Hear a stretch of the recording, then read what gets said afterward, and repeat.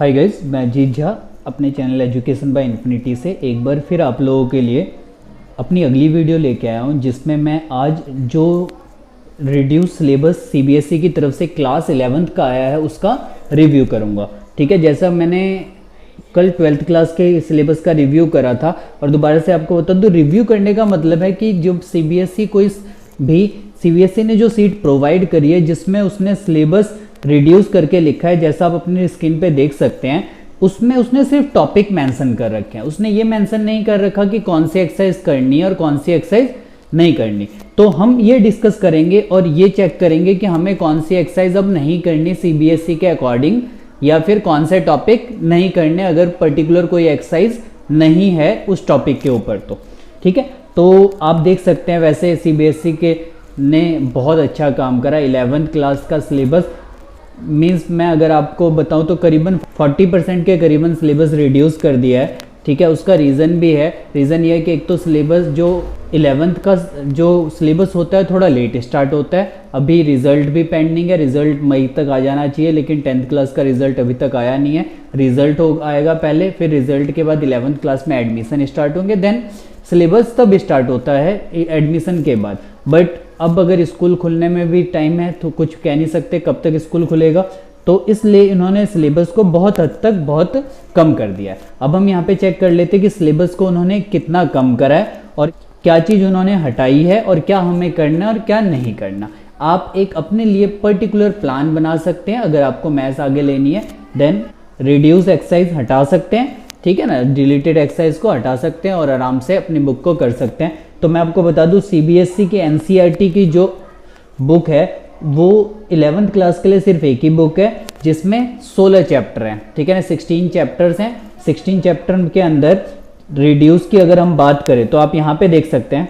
देखिए, first of all chapter number unit 1 sets and function का chapter number 1 और NCERT का भी चैप्टर नंबर 1, उसके अंदर इन्होंने जो पहला टॉपिक रिमूव करा है वो आप देख सकते हैं। यहाँ से अगर मैं तो उसको हाईलाइट करूँ तो यहाँ लिखा हुआ है डिफरेंट ऑफ सेट्स, सेट्स के बीच में डिफरेंट। तो मैं आपको पर्टिकुलर बता दूं कि जो सेट्स के बीच में डिफरेंस है या दो सेट्स को माइनस करने का जो प्रोसीजर है वो किसी पर्टिकुलर एक्सरसाइज के अंदर मेंशन नहीं है, मतलब एक डेडिकेटेड एक्सरसाइज उसको प्रोवाइड नहीं करी गई है। तो आपको ये क्वेश्चन जो है वो आपकी बुक के अंदर एक्सरसाइज 1.4 के अंदर मिल जाएंगे। एक्सरसाइज 1.4 के अंदर क्वेश्चन नंबर 9 to 12 अब आपको नहीं करना। अगर हम बात करें कि डिफरेंस ऑफ सेट्स के क्वेश्चन मुझे कहाँ मिलेंगे, तो एक्सरसाइज 1.4 के अंदर 9 से लेके 12 तक के क्वेश्चन के अंदर मिलेंगे। देन इसके बाद बात कर लेते हैं। देखिए, अब हम बात करें complement of a set and properties of complement. तो अगर हम बात करें कॉम्प्लीमेंट ऑफ सेट की और प्रॉपर्टीज कॉम्प्लीमेंट की, तो उसके ऊपर एक फिक्स एक्सरसाइज है जो कि एक्सरसाइज है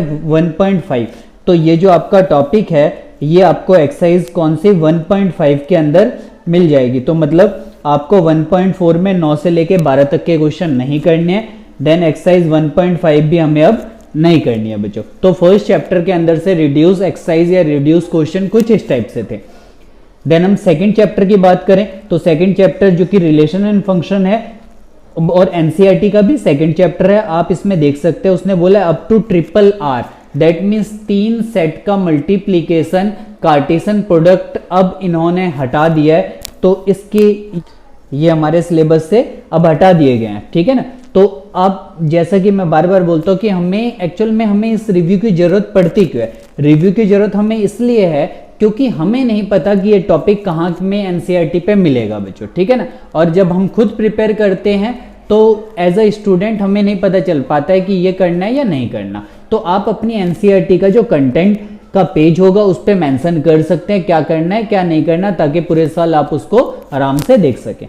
तो जब मैं बात करूं RRR की, तो एक्चुअल में ये 2.1 के अंदर कुछ क्वेश्चन सेलेक्टेड आपको मिल जाएंगे। 2.1 के अंदर आपको क्वेश्चन नंबर 5 मिल जाएगा, ये आपको नहीं करना। ठीक है ना, तो क्वेश्चन नंबर 5 इसके अलावा कुछ एक एग्जाम्पल आपको मिल जाएगा बुक के अंदर RRR के ऊपर बेस्ड। देन हम बात करते हैं अगले टॉपिक की। तो देखिए नेक्स्ट आप देख सकते हैं इन्होंने लिखा है sum difference product and question of function. दो फंक्शन का सम डिफरेंस प्रोडक्ट और क्वेश्चन का जो टॉपिक है वो इन्होंने रिमूव कर दिया। अगर मैं इसकी बात करूं तो ये आपको इसके लिए भी कोई डेडिकेटेड एक्सरसाइज इस चैप्टर के अंदर नहीं है, ये आपको टॉपिक के अंदर मिलेगा और वो टॉपिक है हमारा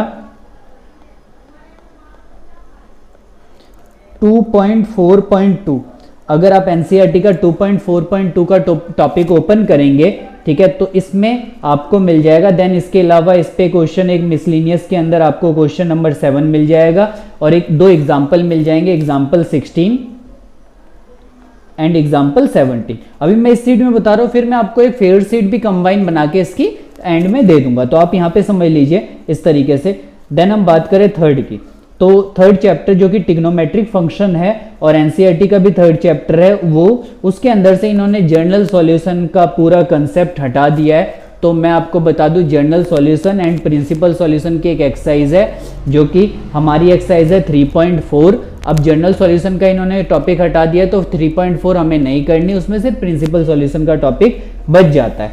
तो अगर इसकी बात करूं मैं, तो पर्टिकुलर इसके हिसाब से हमें एक्सरसाइज 3.4 अब नहीं करनी है बच्चों। तो ट्रिग्नोमेट्री की एक एक्सरसाइज इन्होंने कम कर दी, इसके ऊपर बेस्ड क्वेश्चन एग्जाम में बहुत आते थे जो इन्होंने हटा दिया। देन हम आते हैं यूनिट 2 पे। यूनिट 2 जो अलजेब्रा की यूनिट है, यूनिट 2 के अंदर पहला चैप्टर है प्रिंसिपल ऑफ मैथमेटिकल इंडक्शन, जिसको पीएमआई के नाम से भी जानते हैं हम, जो उसकी शॉर्ट फॉर्म है। और पीएमआई जो हमारी बुक है उसका 4th चैप्टर है। तो आप देख सकते हैं इन्होंने साफ साफ मेंशन कर दिया है कि डिलीट फुल चैप्टर, मतलब चौथे चैप्टर को पूरा सिलेबस से इन्होंने हटा दिया। तो आपको इस 4th चैप्टर को का कुछ भी नहीं करना। दैट मीन्स जो 4th चैप्टर एनसीईआरटी का वो पूरा इस साल के सिलेबस के लिए रिमूव कर दिया गया। मैं आपको बता दूं, ये जो सिलेबस रिड्यूस हुआ है सिर्फ इस साल के लिए, इसके अलावा और किसी साल में अगले साल से अमेंड नहीं होगा। देन हम बात कर लेते हैं यूनिट 2 का 2nd चैप्टर और हमारी बुक का चैप्टर नंबर 5th। ये हमारी बुक का चैप्टर नंबर 5th है, लिखा हुआ है complex numbers and quadratic equation. अगर कॉम्प्लेक्स नंबर और क्वाड्रेटिक इक्वेशन की बात करूं तो इन्होंने इसके अंदर से दो टॉपिक रिमूव करा है। एक तो पोलर रिप्रेजेंटेशन, जिसको पोलर फॉर्म भी बोलते हैं, और एक स्क्वायर रूट का कंसेप्ट जो आपको सप्लीमेंट्री के अंदर मिलेगा। तो अगर मैं फर्स्ट टॉपिक की बात करूं इसकी पोलर रिप्रेजेंटेशन की, तो पोलर रिप्रेजेंटेशन का जो हमारा एक्सरसाइज है वो है 5.2, जिसको इन्होंने अब पूरा रिमूव कर दिया। तो एक्सरसाइज 5.2 अब आपको नहीं करनी है। उसके अलावा जब मैं स्क्वायर रूट और कॉम्प्लेक्स नंबर की बात करूंगा, square root of a complex number, तो ये पर्टिकुलर किसी एक्सरसाइज से बिलोंग नहीं करता। इसके थोड़े से क्वेश्चन आपको सप्लीमेंट्री के अंदर मिलेगा, हमें सप्लीमेंट्री के अंदर मिलेगा, सप्लीमेंट्री नहीं करनी अब आप लोगों को 5th चैप्टर की। देन बात कर लेते हैं यूनिट 2 अलजेब्रा का 3rd चैप्टर, जो कि लीनियर इनइक्वेशन है। लीनियर इनइक्वेशन में आप देख सकते हैं कि जो हमारी बुक का ये 6ठा चैप्टर है। तो अगर मैं बात करूं इसकी, तो मैं आपको क्लियरली बता दूं कि इसमें से इन्होंने कुछ नहीं हटाया, तो मतलब ये चैप्टर जो है हमें पूरा करना है, इसमें कोई भी अमेंडमेंट नहीं करी गई है। देन चैप्टर नंबर 7 एनसीईआरटी के अकॉर्डिंग, और इस यूनिट का चैप्टर नंबर 4 जो कि परमोटेशन एंड कॉम्बिनेशन है। तो परमोटेशन एंड कॉम्बिनेशन में से इन्होंने जो टॉपिक रिमूव करा है वो है derivation of formula for NPR और एनसीआर। तो मैं आपको बता दूं, एनसीआर और एनपीआर का जो डेरिवेशन का फार्मूला है वो आपको एनसीईआरटी में वैसे भी नहीं मिलेगा। हाँ, इसके ऊपर कुछ फार्मूले, इनका आपस में लिंक, इनके जो यूजेस हैं वो मिल जाएंगे। तो इसकी हम बात करें तो ये किसी पर्टिकुलर एक्सरसाइज से बिलोंग नहीं करता है। तो इसमें भी हम सीधा सीधा बोल सकते हैं कि 7 चैप्टर भी हमें ऑलमोस्ट सब कुछ करना है। देन हम बात कर लेते हैं इस यूनिट का चैप्टर नंबर 6, और एनसीईआरटी के अकॉर्डिंग अगर मैं आपको बताऊं तो ये हमारा चैप्टर नंबर 9। एनसीईआरटी के अकॉर्डिंग चैप्टर नंबर 9 जो कि सीक्वेंस एंड सीरीज है। सीक्वेंस एंड सीरीज की बात करें तो देखिए formula for the following special function, तो इसके जो फॉर्मूले हैं वो इन्होंने रिमूव कर, जैसा इन्होंने यहाँ पे मेंशन कर रखा है, अगर सिर्फ फॉर्मूले इसके रिमूव करने हैं तो फिर दैट मीन्स इसके ऊपर जो क्वेश्चन है वो आ सकते हैं। तो हम सीधा सीधा बोल सकते हैं कि नॉर्मली उन्होंने इस एक्सरसाइज का भी कुछ भी रिमूव नहीं करा है, तो ये भी एक्सरसाइज हमें पूरी करनी पड़ेगी। देन हम बात कर ले 3rd यूनिट जो कोऑर्डिनेट ज्योमेट्री है। कोऑर्डिनेट ज्योमेट्री का 1st चैप्टर जो स्ट्रेट लाइन है, और एनसीईआरटी के अकॉर्डिंग चैप्टर नंबर 10। इसके अंदर से जो पहला टॉपिक इन्होंने रिमूव करा है वो है शिफ्टिंग ऑफ ओरिजिन। अगर हम बात करें शिफ्टिंग ऑफ ओरिजिन की, तो ये शिफ्टिंग ऑफ ओरिजिन आपको सप्लीमेंट्री के अंदर मिलेगा। देन लिखा हो equation of family of line passing through the intersection of two line, ये इक्वेशन की एक फॉर्म है, ये भी आपको सप्लीमेंट्री के अंदर मिलेगी। तो मैं सीधा सीधा अगर बोलना चाहूँ तो चैप्टर नंबर 10 स्ट्रेट लाइन की सप्लीमेंट्री को इन्होंने पूरी तरीके से रिमूव कर दी है। तो मैं अगर आपको एक बार और बता दूं बच्चों, सप्लीमेंट्री वो एक्सरसाइज जो एनसीईआरटी के बुक के अंदर एंड में आपको पब्लिश मिलेगी। इसके जो 10 चैप्टर है, 10 चैप्टर का जो टॉपिक है, दोनों ही आपको सप्लीमेंट्री में मिलेगा, जिसको अब रिमूव कर दिया गया है। मतलब इस चैप्टर के सप्लीमेंट्री अब आपको बिल्कुल करने की जरूरत नहीं है। देन चैप्टर नंबर 11 की बात कर लेते हैं। चैप्टर नंबर 11 और इस यूनिट का चैप्टर नंबर 2 जो कि लिखा हुआ है कोनिक सेक्शन। अगर कोनिक सेक्शन की हम बात करें तो कोनिक सेक्शन के अंदर इन्होंने यहाँ पे मेंशन कर रखा है कि a point, a straight line and a pair of intersecting line as a degenerated case of conic section. तो इन्होंने कोनिक सेक्शन का एक केस कम कर दिया है बच्चों। तो पर्टिकुलर किसी एक्सरसाइज के अंदर नहीं आएगा, लेकिन अगर मैं टॉपिक की बात करूं तो ये आपको बुक के अंदर टॉपिक में मिल जाएगा 11.2.2 के टॉपिक के अंदर। ठीक है, तो आप ये इस एक्सरसाइज से ये टॉपिक, इसकी अब हमें कोई जरूरत नहीं है, तो अब हम ये भी नहीं करेंगे। देन इस यूनिट का चैप्टर नंबर 3 और अगर मैं एनसीईआरटी की बात करूं तो एनसीईआरटी के अकॉर्डिंग चैप्टर नंबर 12 जो कि चैप्टर है इंट्रोडक्शन टू 3 डायमेंशनल ज्योमेट्री, जिसको 3D के नाम से भी हम जानते हैं, और बहुत इजी एक्सरसाइज है और सीबीएसई ने इसमें कुछ भी रिमूव नहीं करा है, तो ये हमें पूरा करना है बच्चों। उसके बाद आते हैं 4th यूनिट कैलकुलस, जिसमें एक ही चैप्टर है और एनसीईआरटी का चैप्टर नंबर 13 जो कि लिमिट एंड डेरिवेटिव है। ये बहुत इंपॉर्टेंट चैप्टर है और आगे के लिए इसका बहुत ज़्यादा यूज़ होता है। 12th क्लास में इस चैप्टर का बहुत यूज़ है, क्योंकि कैलकुलस का सारा पोर्शन लगभग 12th क्लास के अंदर बिलोंग करता है, तो इस वजह से इन्होंने इस चैप्टर का भी कुछ भी नहीं हटाया, तो ये चैप्टर भी हमें पूरा करना है। देन अनदर चैप्टर की हम बात कर लेते हैं। तो यहाँ पे हमारा जो अगला चैप्टर है वो है एनसीईआरटी के चैप्टर नंबर 14 और यूनिट 5th मैथमेटिकल रीजनिंग का सिंगल चैप्टर, जो कि इस साल डिलीट कर दिया गया है इस साल के सिलेबस में। तो अगर इस साल के सिलेबस की हम बात करें तो इस साल के सिलेबस के अंदर हमें ये चैप्टर नहीं करना, तो ये चैप्टर भी हमारी इस साल के सिलेबस से कम हो गया। देन लास्ट यूनिट की बात करते हैं, यूनिट 6 स्टैट्स एंड प्रोबेबिलिटी। जब यूनिट 6 की बात करते हैं तो उसमें देख लेते हैं। देखिए लास्ट यूनिट 6 जिसके अंदर 2 चैप्टर आते हैं, स्टैट्स एंड प्रोबेबिलिटी। अब स्टैट्स जो है एनसीईआरटी के अकॉर्डिंग हम बात करें तो ये एनसीईआरटी का चैप्टर नंबर 15 है, जिसके अंदर से इन्होंने टॉपिक्स कौन कौन से रिमूव कर दिए। Analysis of frequency distribution with equal mean but different variance. Simple हम बात करें तो कोफिशिएंट ऑफ वेरिएंस की बात कर रहा है ये।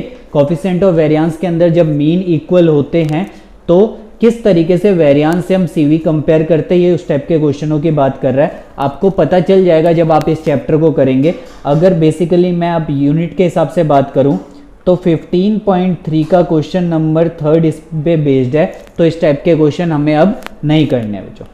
देन लास्ट चैप्टर और एनसीईआरटी के अकॉर्डिंग चैप्टर नंबर 16 जो कि प्रोबेबिलिटी है, उसकी हम बात करें तो उसके अंदर से इन्होंने axiomatic set theoretics probability connection with other theories of earlier classes. इसका मतलब ये जो है, जो प्रोबेबिलिटी का सेट से लिंक वाले क्वेश्चन है, इन्होंने उस टॉपिक को रिमूव कर दिया है। तो इसके अकॉर्डिंग जो इन्होंने टॉपिक रिमूव कर दिया है, अगर हम उसकी बात करें तो उस पर जो हमारी बेस्ड एक्सरसाइज है वो है 16.3।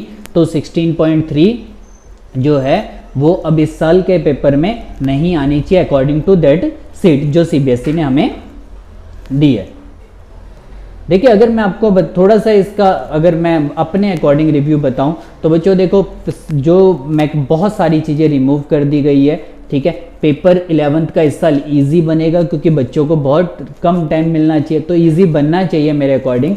ठीक है, अब बाकी आप अपना टाइम शेड्यूल अब जो सिलेबस बचा है उसके अकॉर्डिंग डिसाइड कर सकते हैं, देन आप इसको आगे कंटिन्यू कर सकते हैं। ठीक है, आप कहीं से भी प्रिपेयर कर रहे हो आराम से अब ये टॉपिक रिमूव करके बाकी प्रिपेयर कर सकते हैं। ठीक है, आप मेरी वीडियोस देख सकते हैं 11th क्लास के जो मैंने वीडियोस डाली और मैं धीरे धीरे करके और भी टॉपिक्स की वीडियोस डालता रहूँगा। अगर आपको मेरा चैनल पसंद आया तो आप मेरे चैनल को सब्सक्राइब कर सकते हैं। अगर आप मेरे चैनल पे नए हैं तो बाकी दूसरों को भी रिकमेंड कर सकते हैं मेरे चैनल को ज्वाइन करने के लिए। और ये 11th क्लास का सिलेबस का एक रिव्यू था। अगर जो है हमारी टॉपिक रिमूव मैंने आपको लिख दिया है, ठीक है ना। आप इसको आगे शेयर कर सकते हैं, ठीक है। मेरे चैनल को लाइक कर सकते हैं और इसी तरीके से मेरे चैनल को सपोर्ट करते रहिए, ठीक है। तो आपके एक गुड रिजल्ट की कामना के साथ मैं इस वीडियो को ख़त्म करता हूँ। Thank you so much.